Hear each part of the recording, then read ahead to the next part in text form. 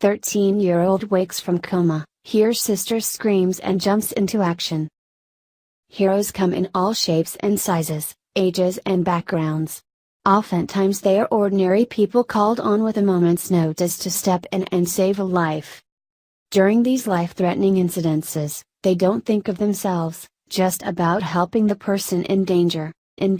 Caleb Bass is 13 years old and the older brother of 10-year-old Kira. Caleb, Kira, and their mom, Branty, were heading home to Texas after visiting their older sister in Illinois. She'd just given birth to her first child, making Branty a grandmother. The trio was driving through Arkansas when they got into a horrible car accident. We ended up hitting the side, going off the road, hitting a tree and going into a flip, and when we landed, Kira, who wasn't wearing a seatbelt, came out of the back window, Brandy said. The car ended up facing oncoming traffic. Caleb was knocked unconscious in the crash but soon awoke to the sounds of his sister's screams. Without a second thought to his own injuries, he pulled himself from the wreckage and went to find her. And he found her. He saw her injury, and she was already in shock and thought her knee was broken, Brandy said. Caleb noticed Kira was losing a lot of blood, too much blood. Remembering something he had once seen in a movie, the boy calmly removed his shirt and wrapped it around his sister's leg like a tourniquet. Kira was losing consciousness, so he knew he had to work fast. What was going through my mind was that I have to save her, said Caleb. Knowing he'd done all he could for Kira, Caleb then went to find his mother, who suffers from MS and other medical conditions. He found Brandy still in the wrecked car. After pulling her out, Caleb returned to his sister.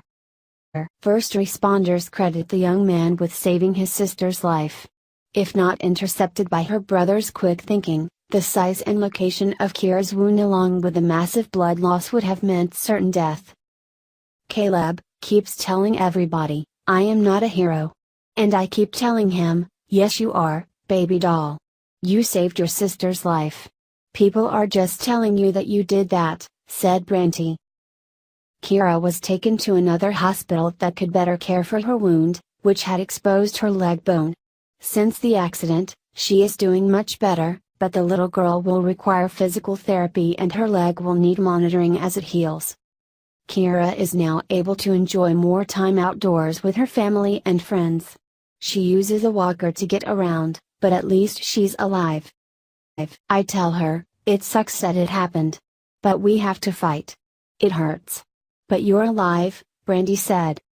"Without my son and God, I don't know if we'd be standing here," she added. Who knows what Kira's condition would have been if she had been wearing her seatbelt at the time of the accident. This mishap was a hard lesson for Kira to learn. Thankfully, she had her older brother there to look after her.